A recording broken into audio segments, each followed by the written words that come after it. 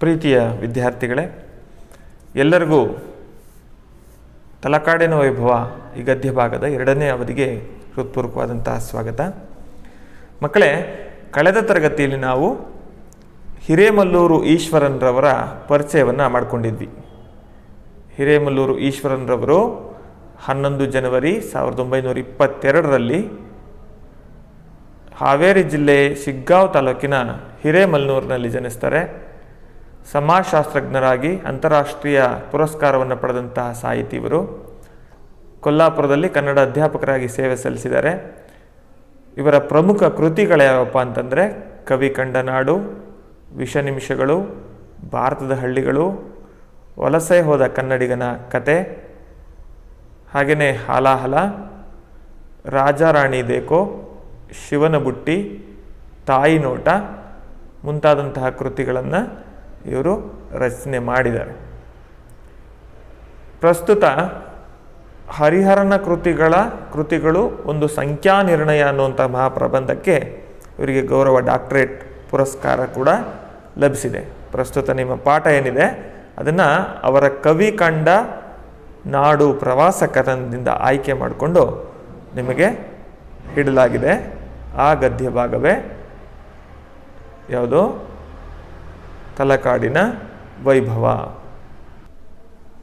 ಕಳೆದ ತರಗತಿಯಲ್ಲಿ ನಾವು ತಲಕಾಡಿನ ವೈಭವ ಗದ್ಯ ಭಾಗಕ್ಕೆ ಸಂಬಂಧಿಸಿದಂತೆ ಚರ್ಚೆಯನ್ನು ಮಾಡ್ತಾ ಇದ್ವಿ. 1950ನೇ ಇಸ್ವಿ ಅಕ್ಟೋಬರ್ ತಿಂಗಳು ಮಂಗಳವಾರ 20ನೇ ತಾರೀಕು ಶಿವನ ಸಮುದ್ರದ ನಿಲ್ಮನೆ ಪ್ರವಾಸಿಗರ ಮನೆಗೆ ತಂಗುದಾಣಕ್ಕೆ ಆಗಮಿಸಿ ಅವರ ಅಂದಿನ ದಿನದ ದಿನಚರಿಯನ್ನು ಬರಿತಾ ಇದ್ದೆ.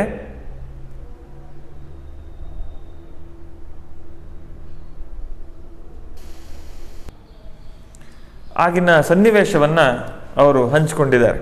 ಎಲ್ಲ ಮಲಗಿದ್ರು. ಆಗ ಸುಮಾರು ಸಮಯ 12 ಗಂಟೆ 15 ನಿಮಿಷ ಆಗಿತ್ತು. ಸುತ್ತಣ ಲೋಕವೆಲ್ಲ ಮಲಗಿಕೊಂಡಿತ್ತು.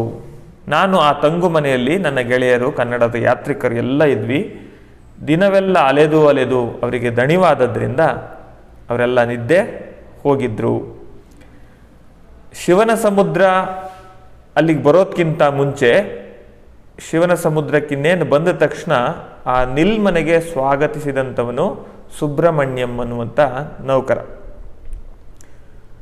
ಸುಬ್ರಹ್ಮಣ್ಯಂ ನೌಕರನೇನೋ ಹೌದು, ಆದರೆ ಅವನಿಟ್ಟಂತಹ ಸ್ವಾಗತ ಇದನ್ನೆಲ್ಲ ನೋಡಿದಾಗ, ಕೊನೆಗೆ ಹೋಗುವಾಗ ಗುಡ್ ನೈಟ್ ಅಂತ ಹೇಳಿ ಹೋಗಿದ್ದು, ಅದನ್ನೆಲ್ಲ ನೋಡಿದಾಗ, ಅವನ ವಿಶ್ವಾಸದ ನುಡಿಯನ್ನು ಗಮನಿಸಿದಾಗ ನಾವು ಸುಬ್ರಹ್ಮಣ್ಯಂಗಿಂತ ಬಹಳ ಸಣ್ಣವರು ಅಂತ ಲೇಖಕರಿಗೆ ಅನಿಸುತ್ತೆ.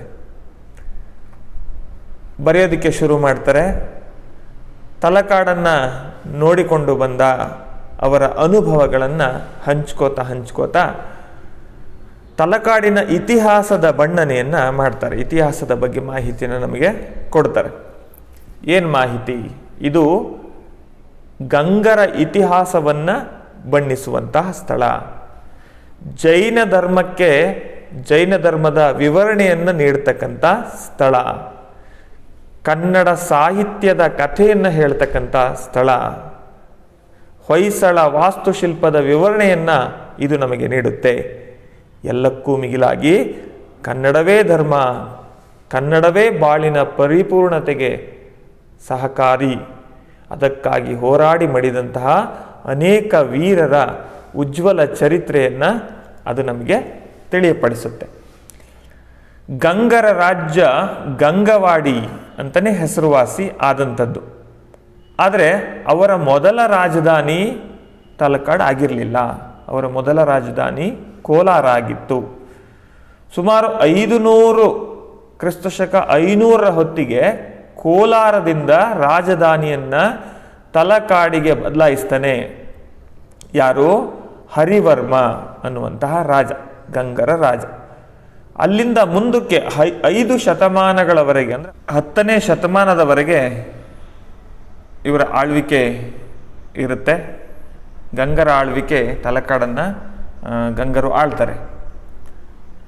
ಪ್ರಮುಖವಾಗಿ ಈ ಗಂಗರ ಪ್ರಮುಖ ಅರಸರ ಬಗ್ಗೆ ಕಳೆದ ತರಗತಿಯಲ್ಲಿ ಚರ್ಚೆ ಮಾಡಿದ್ವಿ. ಮಾರಸಿಂಹ, ರಕ್ಕಸಗಂಗ, ರಾಚಮಲ್ಲ ಇವರೆಲ್ಲ ಪ್ರಮುಖ ರಾಜರು. ಅವರು ಆಳಿದಂತಹ ಪುಣ್ಯ ಭೂಮಿ ಈ ತಲಕಾಡು. ಅವರ ಜೊತೆಗೆ ಒಂದು ಹಿರಿಯ ಜೀವ ಇತ್ತು. ಆ ಹಿರಿಯ ಜೀವ ಯಾರಪ್ಪ ಅಂತಂದರೆ ಚಾವುಂಡರಾಯ. ಚಾವುಂಡರಾಯನ ಹೆಸರನ್ನು ಕನ್ನಡಿಗರೆಲ್ಲ ಕೇಳಿದ್ದೀವಿ. ಕಾರಣ ಏಕಶಿಲಾ ವಿಗ್ರಹ, ಶ್ರವಣಬೆಳಗೊಳದಲ್ಲಿರ್ತಕ್ಕಂಥ ಬಾಹುಬಲಿಯ ಏಕಶಿಲಾ ವಿಗ್ರಹ ಸ್ಥಾಪನೆಗೆ ಮೂಲ ಕಾರಣೀಕರ್ತ ಯಾರಪ್ಪ ಅಂತಂದರೆ ಚಾವುಂಡರಾಯ. ಆತನನ್ನು ಕನ್ನಡಿಗರೆಲ್ಲ ಏನೆಂದು ಕರೆಯುತ್ತಿದ್ದರು? ರಾಯ, ಅಣ್ಣ ಅಂತ ಸಂಬೋಧನೆಯನ್ನು ಮಾಡ್ತಾ ಇದ್ರು. ಅವನಿಗಂತೂ ಕನ್ನಡದ ಏಳಿಗೆಯ ಹಂಬಲ ಬಹಳಷ್ಟಿತ್ತು. ಚಾವುಂಡರಾಯ ಪುರಾಣ ಅನ್ನುವಂತಹ ಕೃತಿಯನ್ನು ಆತ ಬರೆದಿದ್ದಾನೆ. ಆ ಕೃತಿ 63 ಪುಣ್ಯ ಪುರುಷರ ಚರಿತ್ರೆಯನ್ನು ಹೊಂದಿದೆ. ಇದು ಆತ ಕನ್ನಡಕ್ಕೆ, ಕನ್ನಡ ನಾಡಿಗೆ ಕೊಟ್ಟಂತಹ, ಕನ್ನಡ ಭಾಷೆಗೆ ಕೊಟ್ಟಂತಹ ಕಾಣಿಕೆ. ಇನ್ನು 10ನೇ ಶತಮಾನದ ಕೊನೆಯ ಭಾಗದಲ್ಲಿ ಮುದುವಳಲ್ನಿಂದ, ಇದು ಕೂಡ ಕನ್ನಡ ಸಾಹಿತ್ಯ ಚರಿತ್ರೆಯಲ್ಲಿ ಒಂದು ಪ್ರಮುಖ ಘಟ್ಟ. ಮುದುವಳಲ್ನಿಂದ ತಂದೆ ತಾಯಿಯರಿಗೆ ಹೇಳದೆ ಅವರನ್ನು ಬಿಟ್ಟು ಬಳೆ ಮಾರುವ ಉದ್ಯಮವನ್ನು ಕೃಷ್ಣಾ ತೀರದ ಮಳಲಿನಲ್ಲಿ ಮುಚ್ಚಿಟ್ಟು ತಲಕಾಡಿಗೆ ರನ್ನ ಓಡಿ ಬರ್ತಾನೆ. ಕಳೆದ ತರಗತಿಯಲ್ಲಿ ಚರ್ಚೆ ಮಾಡ್ತಾ ನಾವು ಹೇಳಿದ್ವಿ. ರನ್ನ ಆತ ಕನ್ನಡ ಸಾಹಿತ್ಯದ ಕವಿಶಕ್ತಿ ಅಂತಲೇ ಕುವೆಂಪುರವರು ಬಣ್ಣಿಸಿದ್ದಾರೆ. ಆತ ತಲಕಾಡಿಗೆ ಓಡಿ ಬಂದ. ಏನನ್ನು ನಂಬ್ಕೊಂಡು ಬಂದ? ಹಾಗಾದರೆ ಆ ಮಣ್ಣನ್ನು ನಂಬ್ಕೊಂಡು ಬಂದ. ಅಲ್ಲಿ ರಾಯ ಇದ್ದಾನೆ. ರಾಯ ಅಂದರೆ ಚಾವುಂಡರಾಯ. ಅತ್ತಿಮಬ್ಬೆ ಇದ್ದಾಳೆ, ದಾನ ಚಿಂತಾಮಣಿ ಅಂತಲೇ ಅತ್ತಿಮಬ್ಬೆಯನ್ನು ಕರಿತೀವಿ.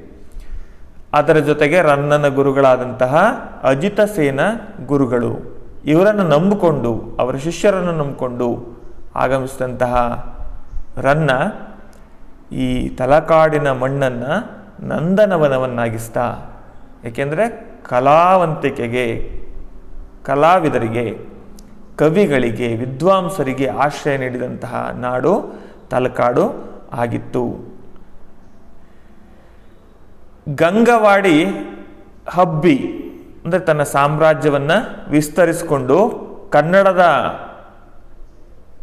ಒಂದು ಪ್ರೌಢಿಮೆಯನ್ನು, ಕನ್ನಡ ಸಾಹಿತ್ಯವನ್ನು, ಕನ್ನಡ ಭಾಷೆಯನ್ನು ಆಕಾಶದೆತ್ತರಕ್ಕೆ, ಕನ್ನಡ ನಾಡುನುಡಿ ಸಂಸ್ಕೃತಿಯನ್ನು ಬಹಳಷ್ಟು ಎತ್ತರಕ್ಕೆ ಕೊಂಡೊಯ್ದಂತಹ ಮಣ್ಣು ಈ ತಲಕಾಡಿನ ಮಣ್ಣು. ಆಹಾ ಓಹೋ ಕನ್ನಡ ನಾಡು, ಆಹಾ ಕನ್ನಡ ನುಡಿ, ಹಾರಿಸಿ ತೋರಿಸಿ ಕೆಚ್ಚೆದೆಯ ಬಾವುಟ ಅಂತ ಹಾಡಿ ಇದರ ವಿಸ್ತಾರವನ್ನು, ಕನ್ನಡ ನಾಡಿನ ಪ್ರಖ್ಯಾತಿಯನ್ನು ಗಂಗರು ಆದ ನಂತರ ಆ ತಲಕಾಡಿನ ಆಳ್ವಿಕೆ ಚೋಳರ ಕೈಗೆ ಹೋಗುತ್ತೆ.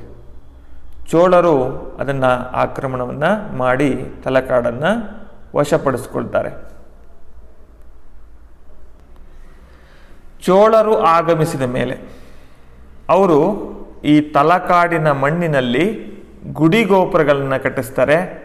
ಪ್ರಮುಖವಾದಂಥವು ಯಾವ್ಯಾವಪ್ಪ ಅಂದರೆ ರಾಜೇಶ್ವರ, ವೈಕುಂಠನಾರಾಯಣ, ಮರುಳೇಶ್ವರ, ಪಾತಾಳೇಶ್ವರ, ವೈದ್ಯೇಶ್ವರ ಗುಡಿಗಳನ್ನು ಅವರು ಕಟ್ಟಿಸ್ತಾರೆ. 1116ರಲ್ಲಿ ವಿಷ್ಣುವರ್ಧನ ದೊರೆಯ ಆಳ್ವಿಕೆ ಪ್ರಾರಂಭ ಆಗುತ್ತೆ. ವಿಷ್ಣುವರ್ಧನ ಯಾರು? ಹೊಯ್ಸಳರ ಪ್ರಸಿದ್ಧ ಅರಸ.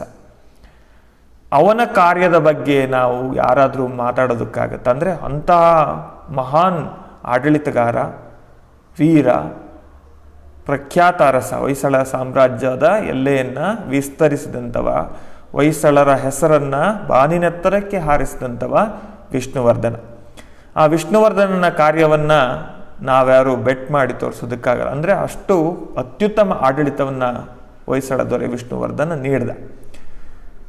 ವಿಕ್ರಮ ಚೋಳನ ಸೇನಾನಿಯಾದಂತಹ ಆದಿಯಮನನ್ನು, ಏಕೆಂದರೆ ಅದರ ಹಿಂದೆ ಚೋಳರ ಆಳ್ವಿಕೆಯನ್ನು ಮಾಡ್ತಾ ಇದ್ರು, ಆ ಚೋಳರನ್ನು ಮನೆಗೆ ಕಳುಹಿಸಿ ಹೊಯ್ಸಳರ ಕನ್ನಡ ಬಾವುಟವನ್ನು ಆತನು ಕೂಡ ಹಾರಿಸ್ದ. ಆ ಗೆಲುವಿನ ಸ್ಮಾರಕವಾಗಿ ತಲಕಾಡಿನ ಮೇಲೆ ವೀರನಾರಾಯಣನ ಗುಡಿಯನ್ನು ಕಟ್ಟಿಸ್ತಾನೆ. ಇದು ಪ್ರಶ್ನೆಯನ್ನು ಕೂಡ ಅಭ್ಯಾಸದ ಪ್ರಶ್ನೆಯಲ್ಲಿ ಕೇಳಿದ್ದಾರೆ. ಮನೆಗೆ ಬಂದು ಗೆಲುವಿನ ಕಥನವನ್ನು ಬಣ್ಣಿಸಿಯೇ ಬಣ್ಣಿಸಿದರು. ಅಂದರೆ ಆತನ ಗೆಲುವಿನ ಕಥನ ಹಾಗೆ ಮುಂದುವರಿತಾ ಹೊಯ್ಸಳ ಸಾಮ್ರಾಜ್ಯ ಕರ್ನಾಟಕದಲ್ಲೇ ಒಂದು ಹೊಸ ವಿನೂತನ ಮತ್ತು ವಿಶಿಷ್ಟ ವೈವಿಧ್ಯಮಯವಾದಂಥ ಒಂದು ಸಾಮ್ರಾಜ್ಯ ಆಯಿತು. ಇದಾದ ನಂತರ ಹೊಯ್ಸಳರ ಕಾಲಾವಧಿ ಮುಗಿದ ಮೇಲೆ ವಿಜಯನಗರದ ಅರಸರು, ವಿಜಯನಗರದ ರಾಯಮನೆತನ ಆಳ್ವಿಕೆಯನ್ನು ಮಾಡುತ್ತೆ. ಯಾವುದನ್ನು? ತಲಕಾಡನ್ನು. ಹೀಗೆ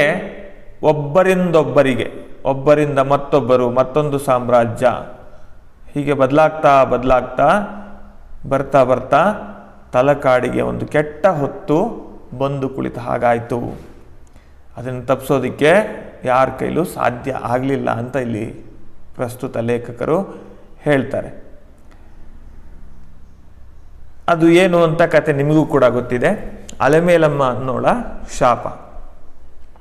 ಮಾನಂಗಿ ಮಡುವಾಗಲಿ, ತಲಕಾಡು ಮರಳಾಗಲಿ, ಮೈಸೂರು ಅರಸರಿಗೆ ಮಕ್ಕಳಾಗದಿರಲಿ ಎನ್ನುವಂಥ ಶಾಪವನ್ನು ಆಕೆ ನೀಡಿದ್ಲು.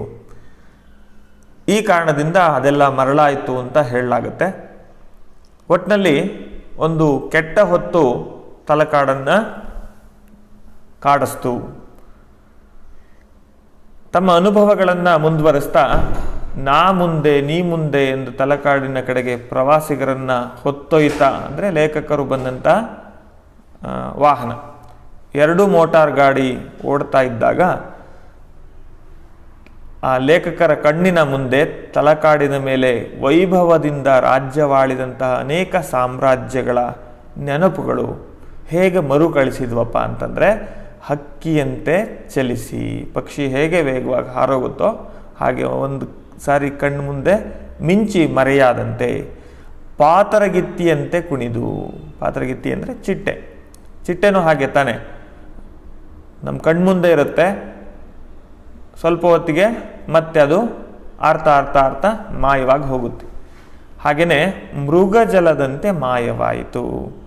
ಮೃಗಜಲ, ನಾವು ರಸ್ತೆಯಲ್ಲಿ ಹೋಗ್ತಾ ಇರಬೇಕಾದ್ರೆ ಸ್ವಲ್ಪ ಬಿಸಿಲಿದ್ದಾಗ ದೂರ ನೋಡಿದಾಗ ಎಲ್ಲೋ ನೀರಿನ ಆವಿ ಹೋದ ಹಾಗಾಗುತ್ತೆ, ಅಥವಾ ಕೆಲವು ಕಡೆ ಅಲ್ಲಿ ನೀರಿದೆ ಅಂತ ಗೋಚರಿಸಿದ ರೀತಿಯಲ್ಲಿ ಆಗುತ್ತೆ. ಆದರೆ ಹತ್ರಕ್ಕೆ ಹೋಗಿ ನೋಡಿದಾಗ ಅಲ್ಲಿ ಅದು ಇರಲ್ಲ. ಅದನ್ನು ನಾವೇನಂತೀವಿ? ಮೃಗಜಲ ಅಂತ ಕರಿತೀವಿ. ಒಂದು ರೀತಿ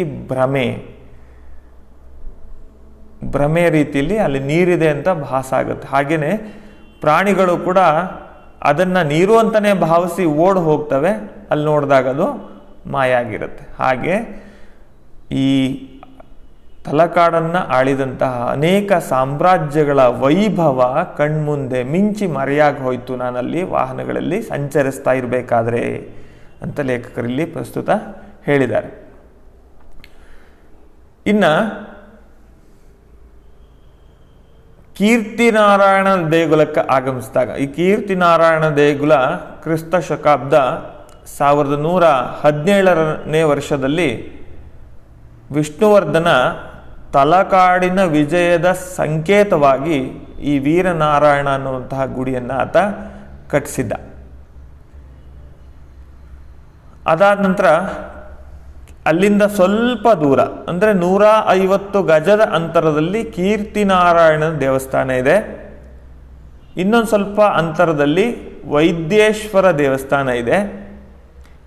ಈ ದೇವಸ್ಥಾನದ ರಚನೆಯನ್ನು ನಾವು ಗಮನಿಸಿದಾಗ ನಿಶ್ಚಿಂತವಾಗಿ ಇದು ಇಂಥದ್ದೇ ಕಾಲದಲ್ಲಿ ರಚನೆ ಮಾಡಲಾಗಿದೆ ಅಂತ ಹೇಳೋದು ಕಷ್ಟ. ಆದರೆ ಸಿಕ್ಕಂತಹ ಕೆಲವೊಂದು ಆಧಾರದ ಅನ್ವಯದಲ್ಲಿ ಅಂದಾಜು ಇದು 13ನೇ ಶತಮಾನದಲ್ಲಿ ಅದರ ಪೂರ್ವ ಭಾಗಕ್ಕೆ, 13ನೇ ಶತಮಾನದ ಆರಂಭದ ಭಾಗಕ್ಕೆ ಇದು ಆಗಿರ್ಬೋದು, ನಿರ್ಮಾಣ ಆಗಿರ್ಬೋದು ಅಂತ ಅನೇಕ ಶಾಸ್ತ್ರಜ್ಞರು ಅಭಿಪ್ರಾಯವನ್ನು ಪಡ್ತಾರೆ.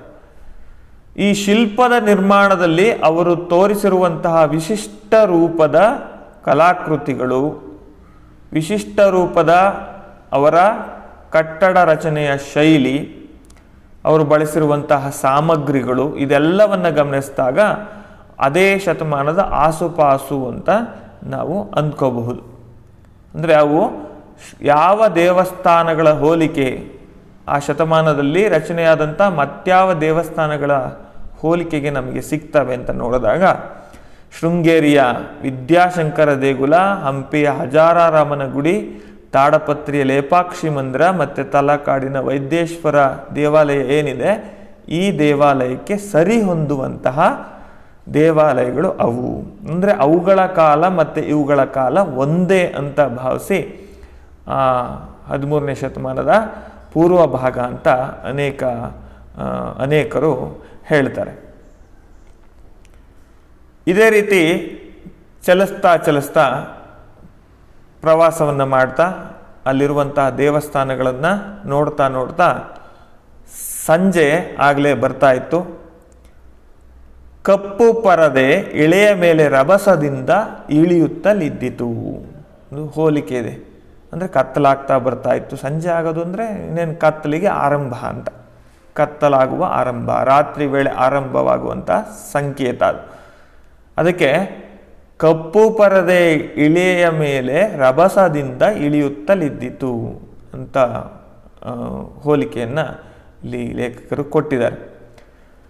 ಆಗ ಪಾತಾಳೇಶ್ವರ ಗುಡಿಯಿಂದ ಮರುಳೇಶ್ವರ ಗುಡಿ, ಮರುಳೇಶ್ವರದಿಂದ ಗೋಕರ್ಣೇಶ್ವರ, ಅಲ್ಲಿಂದ ವೀರಭದ್ರನ ದೇವಸ್ಥಾನ, ಮರಳಿನಲ್ಲಿ ಕಾಲು ಸಿಕ್ಕಾಕ್ಕೊಳ್ತಾ ಇದ್ವು. ಮರಳಲ್ಲಿ ವೇಗವಾಗಿ ನಡೆಯೋದಕ್ಕೆ ಆಗಲ್ಲ. ಆದರೂ ಕಷ್ಟಪಟ್ಟು ಹೇಗೋ ಉದ್ವೇಗದಿಂದ ಆದಂಥ ಆಯಾಸವನ್ನು, ಬಳಲಿಕೆಯನ್ನು, ಸುಸ್ತನ್ನು ಮನಸ್ಸಿನಲ್ಲೇ ಇಟ್ಕೊಂಡು ಬೇಗ ಮುಂದೆ ಅವರು ಸಾಗಿದರು.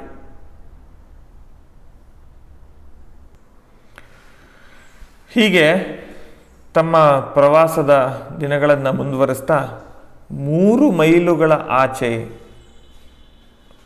ಅದು ವಿಜಯಪುರದ ಅರ್ಕೇಶ್ವರನ ದರ್ಶನ ಒಂದು ಮುಗಿದ್ರೆ ಇಲ್ಲಿ ತನಕ 4 ಪಂಚಲಿಂಗಗಳು ಅಂತ ಕರಿತೀವಿ. ಆ ಪಂಚಲಿಂಗಗಳಲ್ಲಿ 4 ಲಿಂಗಗಳನ್ನು ದರ್ಶಿಸಿ ಆಗಿತ್ತು. ಇನ್ನೊಂದು ಉಳಿದಿತ್ತು. ಯಾವುದದು? ವಿಜಯಪುರದ ಅರ್ಕೇಶ್ವರನ ದರ್ಶನ. ಅದು ಮುಗಿದ್ರೆ ಪಂಚಲಿಂಗಗಳ ದರ್ಶನವು ಆದಂತಾಗತ್ತೆ ಅಂಥೇಳಿ ಆ ದಾರಿಯಲ್ಲಿ ವೇಗವಾಗಿ ನಡೀತಾ ಇದ್ರು. ದಿಗಂತದಲ್ಲಿ ಅಂದರೆ ಆಕಾಶದಲ್ಲಿ ಕಾರ್ತಿಕ ಮಾಸದ ಹುಣ್ಣಿಮೆಯೆಡೆಗೆ ನಡೆದಿದ್ದಂತಹ ಚಂದ್ರಮ ಆಗಲೇ ಕತ್ಲಾಗಿತ್ತು. ಮೆಲ್ಲನೆ ನಾವು ಆ ದಾರಿಯಲ್ಲಿ ಸಾಕ್ತಾ ಇದ್ವಿ. ದಾರಿ ತುಂಬ ಕೊರಕಲಾಗಿತ್ತು, ಅಂದರೆ ಚಿಕ್ಕದಾಗಿತ್ತು. ಮೋಟಾರು ಆ ದಾರಿಯಲ್ಲಿ ಹೋಗೋದಕ್ಕೆ ಆಗ್ತಾ ಇರಲಿಲ್ಲ. ಆದರೂ ನಮ್ಮ ಸಾರಥಿ, ಆಂಗ್ಲ ಭಾಷೆಯಲ್ಲಿ ಡ್ರೈವರ್ ಅಂತಿಲ್ವಾ, ಆ ಸಾರಥಿ ನಿಲ್ಲಿಸ್ತಾ ಇರಲಿಲ್ಲ. ಅದರಲ್ಲೇ ಅವನು ಮುಂದೆ ಅಂದರೆ ವಾಹನವನ್ನು ಚಲಾಯಿಸ್ತಾ ಇದ್ದ. ಅಷ್ಟೊತ್ತಿಗಾಗಲೇ ಒಂದು ಹಳ್ಳ ಎದುರಿಗೆ ಬಂತು. ಮೋಟಾರ್ ಅಲ್ಲಿಗೆ ನಿಂತೇ ಹೋಯಿತು. ಸಾರಥಿಗೆ ಲೇಖಕರು ಹೇಳ್ತಾರೆ, ನೋಡಪ್ಪ, ಅರ್ಕೇಶ್ವರ ದೇವಸ್ಥಾನ ಒಂದು ಕಾಣದೆ ಹೋಗ್ಬಿಟ್ರೆ ನಾವು ಪಂಚಲಿಂಗಗಳ ದರ್ಶನವನ್ನು ಮಾಡಿದ ಹಾಗೆ ಆಗೋದಿಲ್ಲ. ಕೊನೆಯವರೆಗೂ ಹೀಗೀಗ ಹೋಗಿದ್ವಿ ತಲಕಾಡಿಗೆ, ಅದೊಂದು ದೇವಸ್ಥಾನ ದರ್ಶನ ಆಗಲಿಲ್ಲ ಅನ್ನೋ ಅತೃಪ್ತಿ ಕೊನೆಯವರೆಗೆ ಉಳಿಯುತ್ತೆ. ಏನು ಮಾಡೋಣ ಅಂತ ಹೇಳಿದಾಗ, ಮನದ ಇಂಗಿತವನ್ನು ವ್ಯಕ್ತಪಡಿಸಿದಾಗ ಆಗ ಆ ಸಾರಥಿ ಹೇಳ್ತಾನೆ, ತಮ್ಮ ಮನದ ಆಸೆಯನ್ನು ವ್ಯಕ್ತಪಡಿಸಿದಾಗ ಆ ಸಾರಥಿ ಅವರ ಮನದ ಇಂಗಿತವನ್ನು ಅರಿತು, ಬನ್ನಿ ನಾವಿಬ್ಬರು ಮುಂದಕ್ಕೆ ಹೋಗಿ ನೋಡಿಕೊಂಡು ಬರೋಣ ಅಂತ ಹೇಳ್ತಾನೆ. ಸಿಕ್ಕರೆ ಮತ್ತೆ ವಾಪಸ್ ಬಂದು ಇವರೆಲ್ಲರನ್ನ ಕರೆದುಕೊಂಡು ಹೋಗೋಣ ಅಂತ ಇಬ್ಬರು ಹೊರಡ್ತಾರೆ. ಯಾರ್ಯಾರು? ಸಾರಥಿ ಮತ್ತು ಲೇಖಕರು. ಇಬ್ಬರು ಹುಡುಕ್ತಾ ಹೊರಟರು. ಆಗ ರಾತ್ರಿ 1 ಗಂಟೆ ಆಗಿತ್ತು. ಆ ಕತ್ತಲೆಯಲ್ಲಿ ಶಾಲಿವನ ಅಂದರೆ ಗದ್ದೆ, ಭತ್ತದ ಗದ್ದೆ, ಅಲ್ಲಿ ನರಿಗಳು ಬಯಲಾಟದ ತಾಳಗತಿಗೆ ತಕ್ಕಂತೆ ಕೂಗುವ ಹಿಮ್ಮೇಳದವರಂತೆ ಕೂಗ್ತಾ ಇದ್ದು. ಅಂದರೆ ಇದು ಒಂದು ರೀತಿ ಭಯದ ವಾತಾವರಣ. ಸ್ವಲ್ಪ ದೂರ ಹೋಗುವಷ್ಟರಲ್ಲಿ ಗಿಡ ಮರಗಳ ಪೊದೆಯಲ್ಲಿ ಏನೇನೋ ಬೆಳ್ಳಗೆ ಕಾಣಿಸ್ತಾ ಇತ್ತು. ಬೆಳ್ಳಗೆ ಅನ್ನೋದು ದ್ವಿರುಕ್ತಿಗೆ ಉದಾಹರಣೆ. ಮಸುಕಾಗಿ ಕಾಣಿಸ್ತಾ ಇತ್ತು. ಒಂದು ಕ್ರೂರ ಮೃಗಗಳ ಭಯ ಹಾವು ಚೇಳು ಇವುಗಳ ಭಯ, ಏನೋ ಅಲ್ಲಿದೆ ಅಪೋದೆಯಲ್ಲಿದೆ ಅನ್ನೋ ಭಯ. ಎದೆ ಜೋರಿನಿಂದ ಹಾರ್ತಾ ಇತ್ತು. ಧಾವಿಸಿದೆವು, ಅಲ್ಲಿಗೆ ಹೋದ್ವಿ, ಸಮೀಪಿಸಿದೆವು. Eureka Eureka. ಆರ್ಕಿಮಿಡೀಸ್ನ ಒಂದು ಉದಾಹರಣೆಯನ್ನು ಇಲ್ಲಿ ಹೇಳಲಾಗಿದೆ. ರಾಜನಿಗೆ ಮತ್ತು ಇಡೀ ಸಾಮ್ರಾಜ್ಯದಲ್ಲಿ ಒಂದು ಪ್ರಶ್ನೆ ತಲೆದೋರಿತ್ತು. ರಾಜನಿಗೆ ಮಾಡಿದಂತಹ ಕಿರೀಟ, ಚಿನ್ನದ ಕಿರೀಟ, ಇದರಲ್ಲಿ ಚಿನ್ನದ ಪ್ರಮಾಣ ಎಷ್ಟು, ಅಂದರೆ ಸಾಂದ್ರತೆ ಎಷ್ಟು ಅಂತ ಕಂಡುಹಿಡಿಯೋ ಸಲುವಾಗಿ ಅದನ್ನು ಪತ್ತೆ ಹಚ್ಚೋದಕ್ಕೆ ಹೇಳಿದಾಗ ಆರ್ಕಿಮಿಡೀಸ್ ತುಂಬ ಪ್ರಯತ್ನ ಪಟ್ಟಿರ್ತಾನೆ, ಯೋಚನೆ ಮಾಡ್ತಾನೆ ಇರ್ತಾನೆ. ಆದರೆ ಆತನಿಗೆ ಯಾವುದೂ ಹೊಳೆದಿರಲ್ಲ. ಅದೇ ಸಮಯದಲ್ಲಿ ಸ್ನಾನಕ್ಕೆ ಅವನು ಒಂದು ತೊಟ್ಟಿಗೆ ಧುಮುಕಿದಾಗ ಅಷ್ಟೇ ಪ್ರಮಾಣದ ನೀರು ಹೊರಚೆಲ್ಲುತ್ತೆ.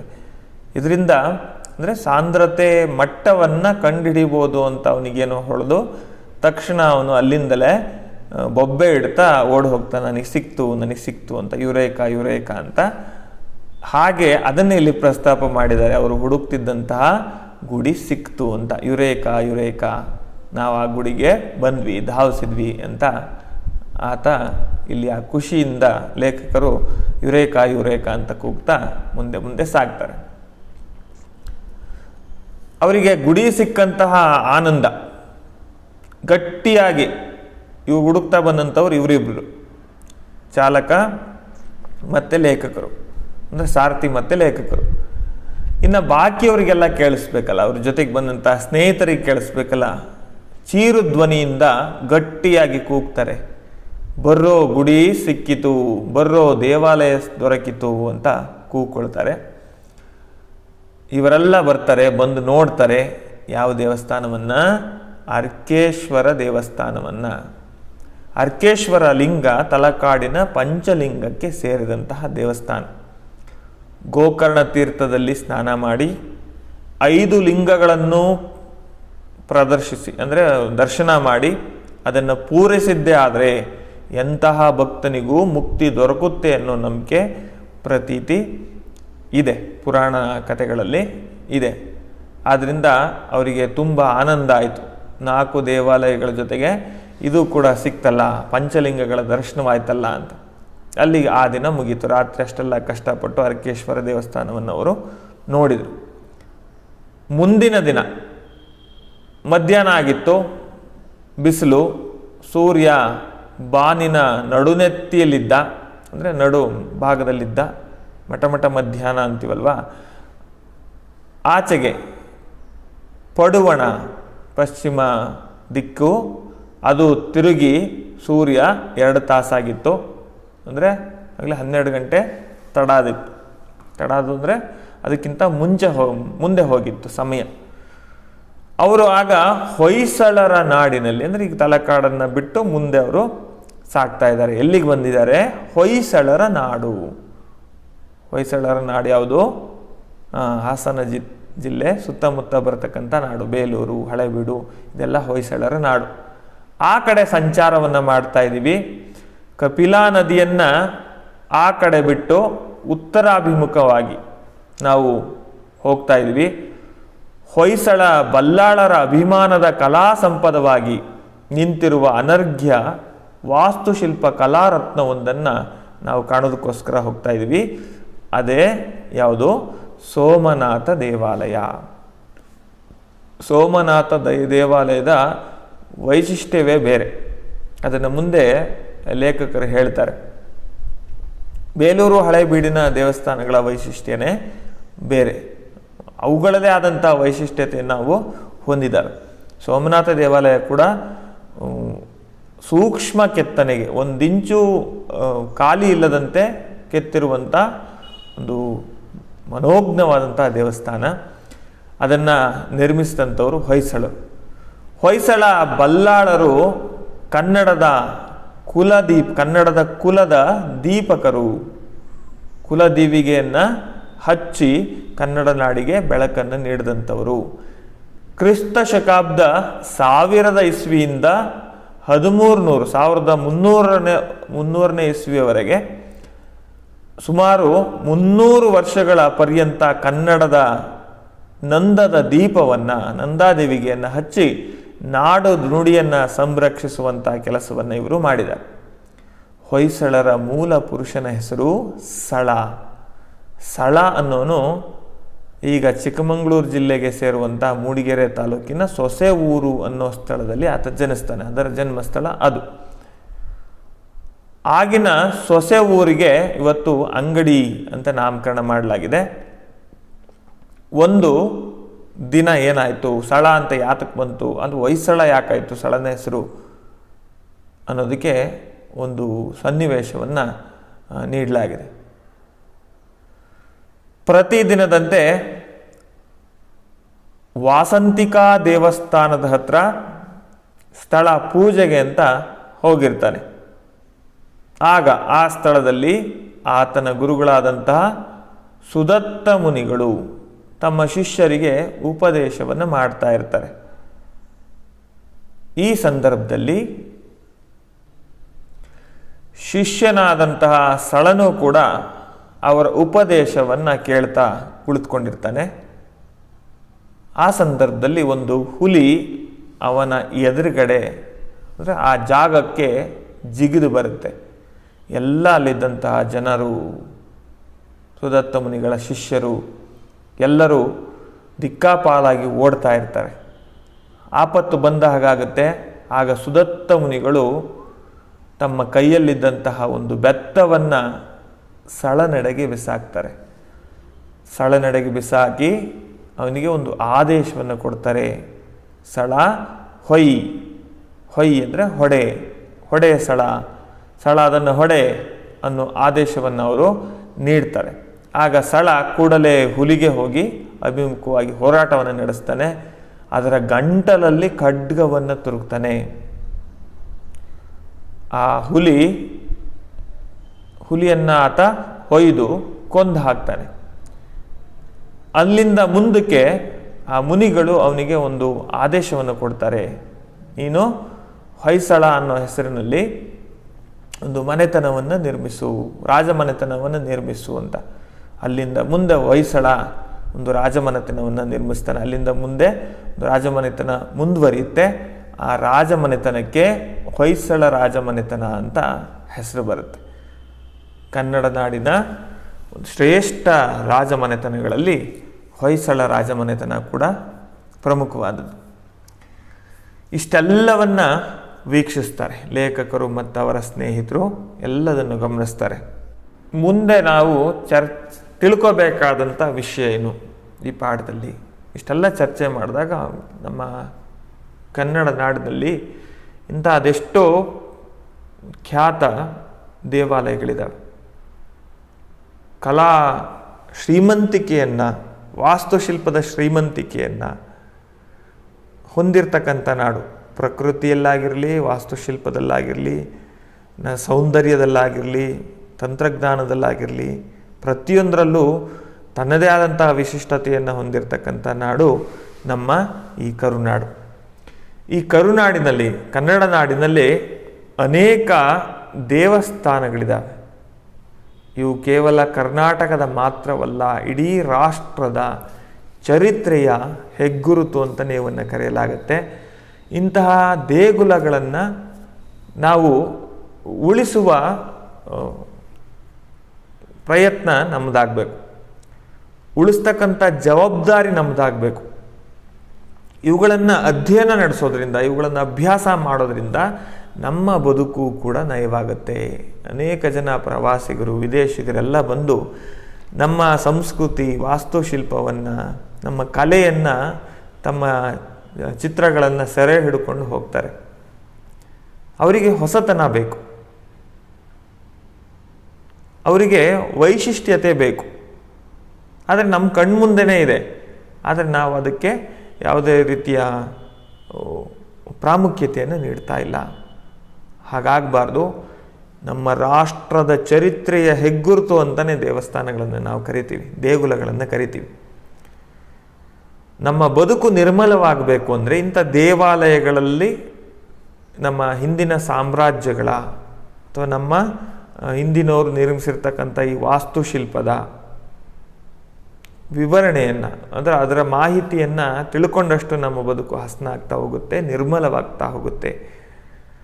ನಾವು ಕೂಡ ಕಾಣಬಹುದು. ಅದ್ರ ಜೊತೆಗೆ ಕವಿಗಳು ಬಣ್ಣಿಸಿರುವಂಥ ಈ ರೀತಿಯ ಬಣ್ಣನೆಯನ್ನು, ಕವಿ ಕಂಡಂತಹ ಸತ್ಯ, ರವಿ ಕಾಣದ್ದನ್ನು ಕವಿ ಕಂಡ ಅಂತ ಹೇಳ್ತೇವೆ. ರವಿಯೂ ಕಾಣದೇ ಇರುವುದು ಕವಿ ಕಾಣಬಲ್ಲ. ರವಿ ಕಂಡದ್ದನ್ನು ಮತ್ತಷ್ಟು ಮೆರುಗು ಕಟ್ಟಿಕೊಡುವ ಸಾಮರ್ಥ್ಯ ಕವಿಗಳಿಗಿರುತ್ತೆ. ಹಾಗೆಯೇ ಶಿಲ್ಪಿ ಕಂಡಂತಹ ಸೌಂದರ್ಯ, ಶಿಲ್ಪಿ ಅವನು ಏನು ಸೌಂದರ್ಯವನ್ನು ಕಂಡು ಅದನ್ನು ಕಲ್ಲುಗಳಲ್ಲಿ ಮೂಡಿಸ್ತಾನೆ. ಇದು ನಮ್ಮ ಬಾಳಿನ ಅಲಂಕಾರವಾಗಬೇಕು. ಯಾವುದೇ ಸ್ಥಳಕ್ಕೆ ನಾವು ಭೇಟಿ ನೀಡಿದಾಗ ನೋಡಿ, ಎಲ್ಲ ಸ್ಥಳಗಳಲ್ಲಿ ಅವುಗಳನ್ನು ಹಾಳು ಮಾಡಿರುವಂಥ ಗುರುತುಗಳನ್ನೇ ನಾವು ನೋಡ್ತೀವಿ. ಹೆಸರು ಬರೆಯೋದು, ಅಲ್ಲೇನೋ ಒಂದು ಚಿಹ್ನೆಯನ್ನು ಕೆತ್ತಿ ಬರೋದು. ಈ ರೀತಿ ಮಾಡ್ತಾ ಮಾಡ್ತಾ ನಾವು ನಮ್ಮ ಜವಾಬ್ದಾರಿಯನ್ನು ಮರೆತು ಬಿಡ್ತಾ ಇದ್ದೀವಿ. ನಮ್ಮ ಜವಾಬ್ದಾರಿ ಏನಪ್ಪ ಅಂತಂದರೆ, ಈ ರಾಷ್ಟ್ರದ ಚರಿತ್ರೆಯ ಹೆಗ್ಗುರುತುಗಳನ್ನು ಮುಂದಿನ ತಲೆಮಾರಿಗೆ ವರ್ಗಾಂತರಿಸ್ತಕ್ಕಂಥದ್ದು. ನಾವು ಹೇಗೆ ನೋಡಿದ್ವೋ ಮುಂದಿನ ಪೀಳಿಗೆಯವರು ಕೂಡ ಅದನ್ನು ನೋಡಬೇಕು. ಅದಕ್ಕೆ ಅವಕಾಶ ನಾವು ಮಾಡಿಕೊಡಬೇಕು. ಹಾಗಾಗಿ ಅದಕ್ಕೆ ಅನುವು ಮಾಡಿಕೊಡೋಣ ಅಂತ ಇಲ್ಲಿ ಪ್ರಸ್ತುತ ಲೇಖಕರು ಆಶಿಸಿದ್ದಾರೆ. ಮಕ್ಕಳೇ, ನಾವು ಕೂಡ ಅಷ್ಟೇ ನಮ್ಮ ಹಿಂದಿನ ಪ್ರಾಚ್ಯ ವಸ್ತುಗಳೇನಿದಾವೋ ಆ ಪ್ರಾಚ್ಯ ವಸ್ತುಗಳು, ಗುಡಿ ಗುಂಡಾರಗಳು, ಪ್ರಾಚ್ಯ ಸ್ಮಾರಕಗಳು, ಇವುಗಳನ್ನು ಸಂರಕ್ಷಣೆ ಮಾಡುವಂತಹ ನೈತಿಕ ಜವಾಬ್ದಾರಿಯನ್ನು ನಾವು ಹೊರಬೇಕಾಗಿದೆ. ಅವುಗಳ ಮೂಲಕ ನಮ್ಮ ಜವಾಬ್ದಾರಿಯನ್ನು ಮೆರೆಸಬೇಕಾಗಿದೆ. ಈ ರಾಷ್ಟ್ರದ ಚರಿತ್ರೆಯ ಹೆಗ್ಗುರುತನ್ನು ಉಳಿಸಬೇಕಾಗಿದೆ ಅಂತ ಆಶಿಸೋಣ. ಮಕ್ಕಳೇ, ಎಲ್ಲರಿಗೂ ಈ ಪಾಠ ಅರ್ಥ ಆಯಿತು ಅಂತ ಭಾವಿಸ್ತೀನಿ. ಧನ್ಯವಾದಗಳು.